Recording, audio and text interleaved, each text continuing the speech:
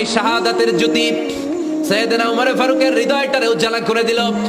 দুনিয়ার সব ভয়কে পেছনে ফেলে এক আল্লাহর ভয়কে অন্তরে ধারণ করে আওয়াজ করে বললেন, আশহাদু আল্লা ইলাহা ইল্লাল্লাহু ওয়াহদাহু লা শারীকা লাহু ওয়া আশহাদু আন্না মুহাম্মাদান আবদুহু ওয়া রাসূলুহু। পড়েন সুবহানাল্লাহ। তিনটা ধাক্কা।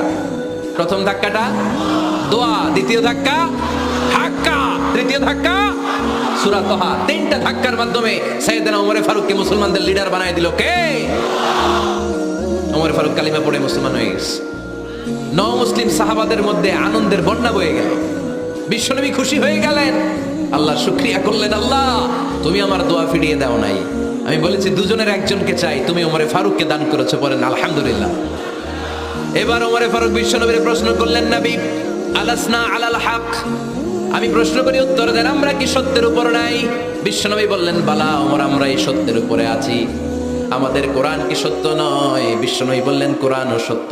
আমাদের রব আল্লাহ কি সত্য নন? বিশ্বনবী বললেন, সত্য। ওমর ফারুক বললেন, তাহলে ফিমাল ইখতিফা, তাহলে লুকিয়ে লুকিয়ে আর গোপনে দাওয়াতি কাজ কেন?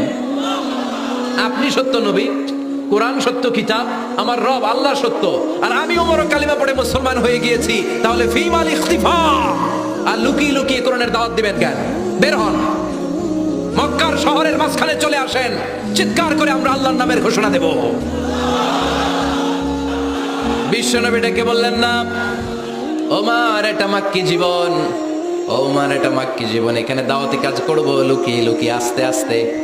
আল্লাহ যখন আমাদেরকে বিজয়ী করে দিবেন তখন আমরা প্রকাশ্যে দাওয়াত দিলে কোনো সমস্যা নাই।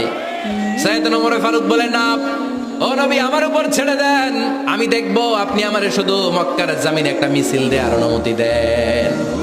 কিসের অনুমতি? আল্লাহর নামের তাকবীর দেওয়ার অনুমতি দেন। বিশ্বনবী বললেন, ঠিক আছে, সাবধানে তাকবীর দিও। ওমর ফারুক তাকবীর দেওয়ার জন্য লোক খুঁজতে আরম্ভ করলেন। মুসলিম 11 জন সাহাবাকে খুঁজে পেলেন। কয়জন? ওমর ফারুক বললেন 11 জনই চলবে। 11 জনকে 2 লাইন করলেন। কয় লাইন? পিছনে 6 জন, সামনে 5 জন। পিছনের লাইনের নেতা বানিয়ে দিলেন বিশ্বনবীর চাচা হামজা ইবনে আব্দুল মুত্তালিবকে।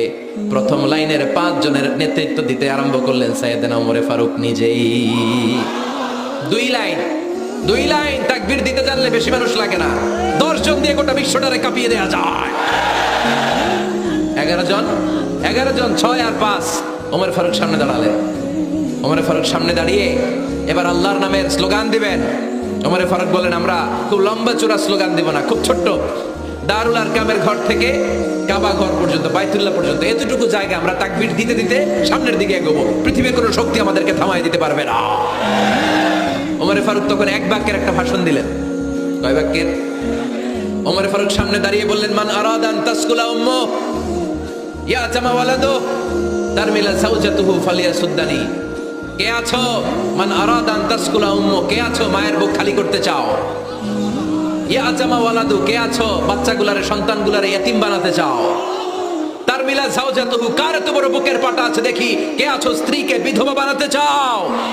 বুকের পাটা থাকলে আমি ওমরে থামাও, যদি সাহস থাকে আমি ওমরের মিছিল থামাও। ওমর ফারুক শুরু করলেন, আল্লাহু আকবার, আল্লাহু আকবার, আল্লাহু আকবার। স্লোগান দিতে দিতে সাইয়েদনা ওমর ফারুক কাবার গিলাফ যে স্পর্শ করলেন, ওমর ফারুকের এই স্লোগান কেউ থামাতে পারে নাই। কিয়ামত পর্যন্ত এই আল্লাহর নামের স্লোগান কেউ থামাতে পারবে না। চিল্লায় বলো ঠিক কিনা?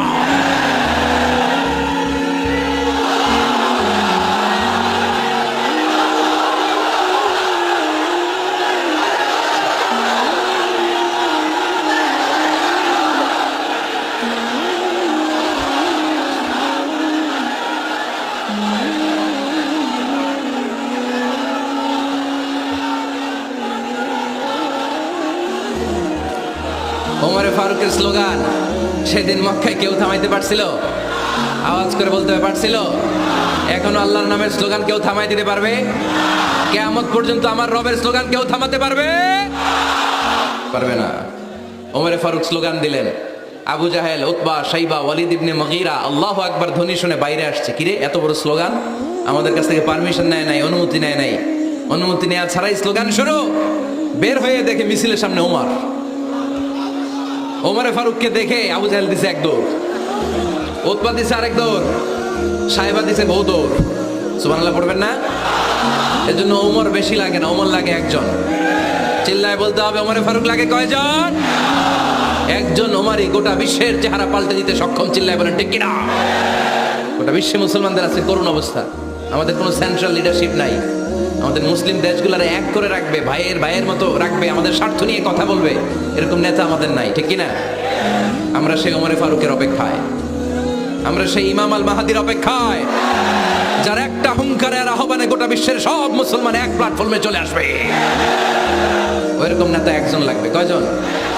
গোটা মুসলিম উম্মাহকে একত্রিত করার জন্য একজন ওমরই যথেষ্ট। ঠিক কিনা? আবার বিশ্বনবী বলছেন লা নাবিয়্যা বা'দি ওয়ালা রাসূলা, আমার পরে কোনো নবী নাই, আমার পরে কোনো রাসূল নাই। তবে লাউ কানা বা'দি নাবিয়্যুন লাকানা উমর, আমি নবীর পরে যদি নবী হওয়ার যোগ্যতা কারো থাকে, আমার উমরের মধ্যে সেই যোগ্যতা আল্লাহ দিয়েছে।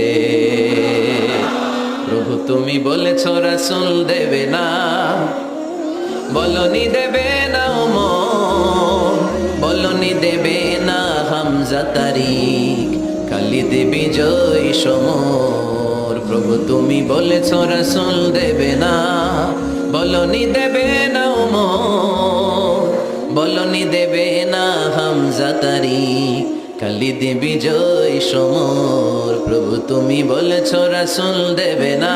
আল্লাহু আকবার। একটা ওমর দরকার। কয়জন দরকার? কয়জন দরকার? এই পুরা উম্মাহ, মুসলিম উম্মার মধ্যে ওনার পজিশন নাম্বার 3। ওমর ফারুকের পজিশন নাম্বার 1 নম্বর পজিশন বিশ্বনবীর সাল্লাল্লাহু আলাইহি ওয়াসাল্লাম। দ্বিতীয় পজিশন আবু বকর। 3 নম্বর পজিশন সুবহানাল্লাহ পড়বেন না? আশরাতুল মুবাশশিরিনা বিল জান্নাহ, জান্নাতের সুসংবাদ প্রাপ্ত অনেক সাহাবার কথা হাদিসে পাওয়া যায়, কিন্তু এক হাদিসে আল্লাহ রাসূল সাল্লাল্লাহু আলাইহি ওয়াসাল্লাম 10 জন সাহাবীর কথা বলেছেন। ওই 10 জনের ভেতরে সাইয়েদনা ওমর ফারুক আছে না নাই? আবার ওমর ফারুক ছিলেন বিশ্বনবীর শ্বশুর। সাইয়েদনা ওমর ফারুকের কন্যা হাফসা রাদিয়াল্লাহু তাআলা আনহাকে বিশ্বনবী বিয়ে করে ওমর ফারুকের জামাই হয়েছে, আর ওমর ফারুককে বিশ্বনবী শ্বশুর বানিয়েছে। সুবহানাল্লাহ পড়েন। আগে জানতেন এটা?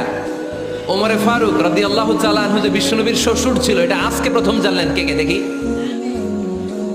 দেখছেন? অনেকেই জানে না। মাশাআল্লাহ, হাত নামান, আমরা জেনে নিব, জানতে কোনো সমস্যা নাই। 4 জন খলিফার 2 জন হচ্ছে বিশ্বনবীর মেয়ের জামাই, বাকি 2 জন হচ্ছে বিশ্বনবীর শ্বশুর। সাইয়েদনা উসমান রাদিয়াল্লাহু তাআলা আনহুর কাছে বিশ্বনবী সাল্লাল্লাহু আলাইহি ওয়াসাল্লাম 2 কন্যাকে বিয়ে দিয়েছেন। বিশ্বনবী সাল্লাল্লাহু আলাইহি ওয়াসাল্লামের মোট কন্যা 4 জন। কয়জন?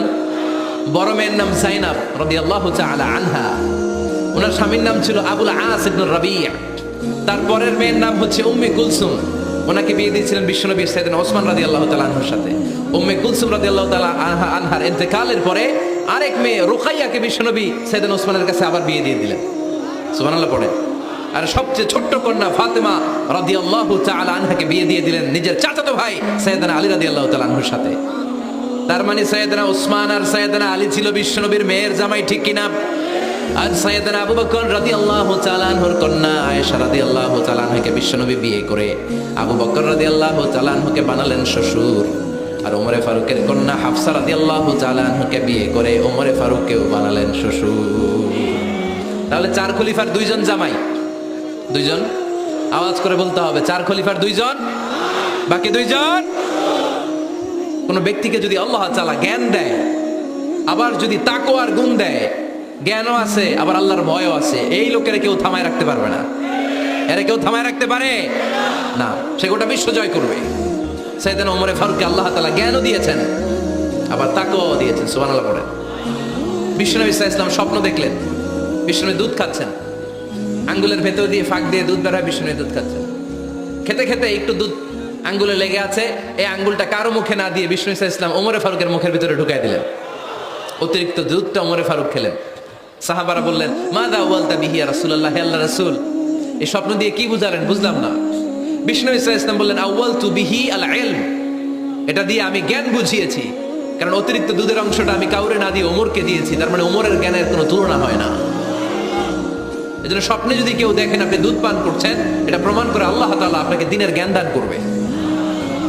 আবার বিশ্বনবী সাল্লাল্লাহু আলাইহি ওয়াসাল্লাম আবার আরেক রাতে স্বপ্ন দেখলেন, সাহাবারা লাইন ধরে বিশ্বনবীর সামনে দাঁড়ানো, কোন সাহাবার জামা নাভি পর্যন্ত, কোন সাহাবার জামা হাঁটু পর্যন্ত, কোন সাহাবার জামা টাকনু পর্যন্ত, কোন সাহাবার জামা আরো ছোট, কিন্তু ওমরে ফারুকের জামা বিশ্বনবী দেখলেন এত বড়, টেনে হিচড়ে হিচড়ে বিশ্বনবীর সাথে চলছে।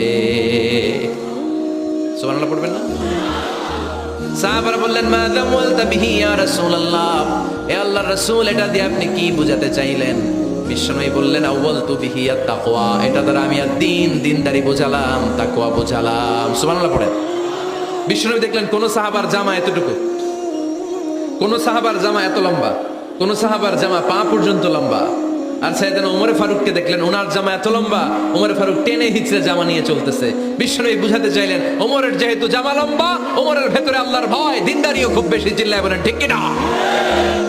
জ্ঞানও দিয়েছেন, আবার দিনদারিও দিয়েছেন। এই দুইটা জিনিস যদি থাকে, এই পৃথিবীতে তাকে সফল রাষ্ট্রনায়ক বানায় দেয় কে?